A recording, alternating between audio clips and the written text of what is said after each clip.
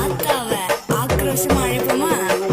வானோங்கடு எடுக்க மாறி மழை பொழியணும், ஆத்தா மனசு வச்சா வெல்லாம விளையணும், கொஞ்சம் பசி தீர நல்லபடி காட்டணும், வெள்ளத்தேரில் ஏறி வர மாறியாத்தா, எனக்கு உன்னை விட்டா வேற இல்ல நாரியாத்தா.